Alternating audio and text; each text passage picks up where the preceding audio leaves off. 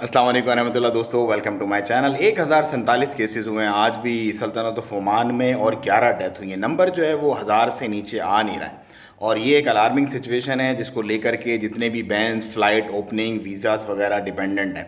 क्योंकि अगर काउंट नीचे आएगा केसेस का, नंबर अगर नीचे आएगा, केसेस कम होंगे तो ही उस बारे में सोचा जाएगा जिसकी हर एक्सपेक्ट, हर खारजी स्पेशली जो है वो तमन्ना लिए हुए है कि यार फ़्लाइटें खुल जाएं। बहुत सारे लोग हैं जो बाहर फंसे हुए हैं, बहुत सारे लोग ऐसे भी हैं जो अपनी फैमिली से दूर इस वक्त बैठे हुए हैं। यहाँ पे कुछ दिन के लिए गए थे लेकिन वो जाके वहाँ पे फंस गए। पाकिस्तान, इंडिया, बांग्लादेश और तमाम ममालिक में तो उनकी दुआएं हैं कि जल्दी से एयरपोर्ट खुल जाए। और वो तमाम लोग जो वीज़ाज़ का वेट करें, ऑफ कोर्स उनकी दुआएं हैं कि वीज़ाज़ खुल जाए। लेकिन वीज़ाज़ और फ़्लाइट्स का खुलना यकीनन इस नंबर पे डिपेंड करता है। बाकी ऑफ कोर्स सुप्रीम कमेटी का डिसीजन है, वो जब चाहे जो चाहे डिसीजन ले सकती है, क्योंकि कोविड से रिलेटेड जितने भी इख्तियारात हैं, जितनी भी चीज़ें हैं, वो सुप्रीम कमेटी ही डिसाइड करती है सल्तनत ऑफ ओमान की।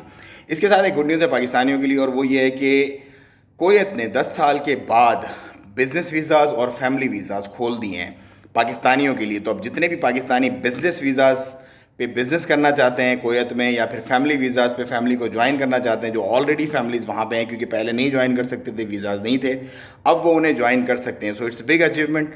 और सिफारती ताल्लुकात जो है वो अच्छे हुए हैं कुवैत से, और उसी के पेश नज़र ये डिसीजन लिया गया है कुवैत की तरफ से। उसके बाद जितने भी गवर्नमेंट मुलाजिम हैं 45 साल से ऊपर सल्तनत ऑफ ओमान में, उन तमाम को वैक्सीनेशन जो है वो प्रोवाइड की जाएगी। और 1 मिलियन प्लस डोजेज़ और आ रहे हैं सल्तनत ऑफ ओमान में। सो उम्मीद ये है कि आने वाले कुछ दिनों में इंशाल्लाह आप पे करके अपने डोजेज़ ले पाएंगे।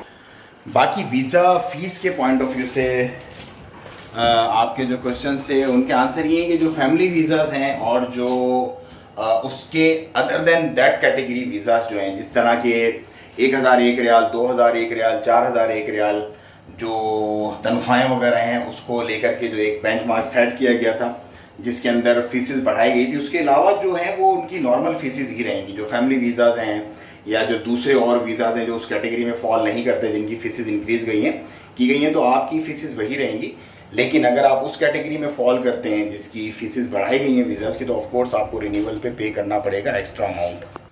बाकी अल्हम्दुलिल्लाह ऑल सेट गुड। गर्मी काफ़ी है, अपने आप को डिहाइड्रेट होने से बचाएं और पानी वानी का ज़्यादा से ज़्यादा इस्तेमाल करें।